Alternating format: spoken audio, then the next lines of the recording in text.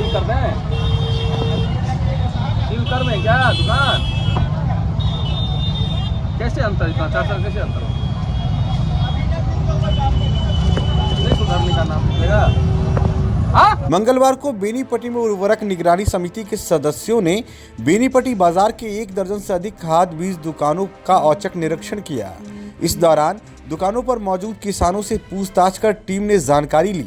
निगरानी टीम के अध्यक्ष प्रमुख प्रतिनिधि राजेश यादव, सचिव सह बीएओ नौशाद अहमद, बीडीओ महेश्वर पंडित, समन्वयक वीरेंद्र कुमार सहित अन्य ने पोस्ट ऑफिस के निकट न्यू मार्केट, बेहटाहाट, काली स्थान, अम्बेडकर चौक, बसैत, बिशनपुर चौक सहित करीब 1 दर्जन उर्वरक दुकानों का औचक निरीक्षण किया। इस दौरान खाद बीज के दुकान पर ग्राहकों से बात के क्रम में बीडीओ महेश्वर पंडित को जब शिकायत मिली तो वो भड़क भी उठे और दुकानदार को लतार भी लगाई।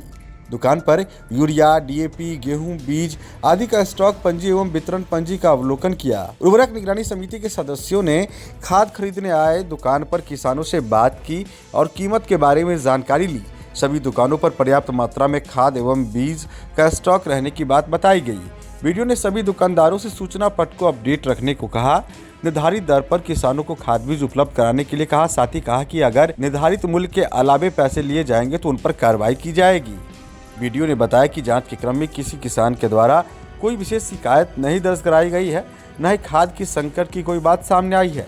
फिलहाल देखिए इस बाबत बीडीओ महेश्वर पंडित और उर्वरक निगरानी समिति के सदस्य प्रखंड प्रमुख प्रतिनिधि राजेश यादव क्या कुछ बता रहे हैं। किसानों को सरकार द्वारा जो सभी डीलर को उचित मूल्य पर खाद बेचने का निर्देश प्राप्त है, उसी आलोक में हम लोग आज घूमे हैं, देख रहे हैं कि किसान को वाकई में उचित मूल्य पर मिल रहा है अथवा नहीं।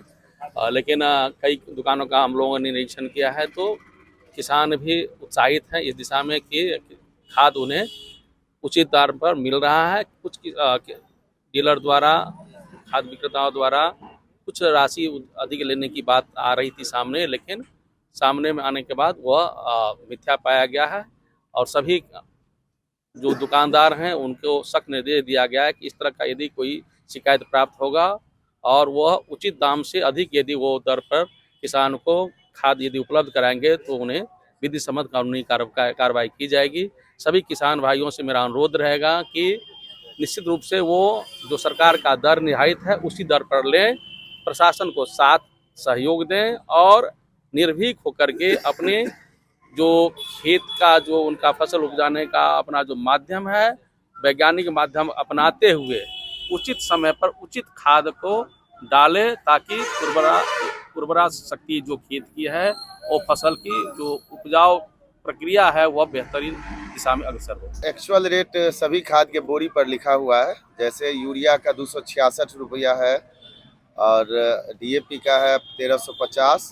उसी तरह से पोटास में भी विभिन्न कंपनी का पोटास है, कोई 1800 है, कोई 1750 है, एनपीके का भी शायद 1750 है। तो आज माननीय प्रमुख जी जो उर्वरक निगरानी समिति के अध्यक्ष हैं उनको भी और बीडीओ साहब को भी कई जगह से शिकायत मिल रही थी कि डीलरों द्वारा अधिक मूल्य पर खाद बेचा जा रहा है। तो आज उर्वरक निगरानी समिति के हम लोग जितने सदस्य हैं, बीओ साहब हैं, बीडीओ साहब हैं, तो वही दुकान पर जाकर के यही देखा जा रहा है।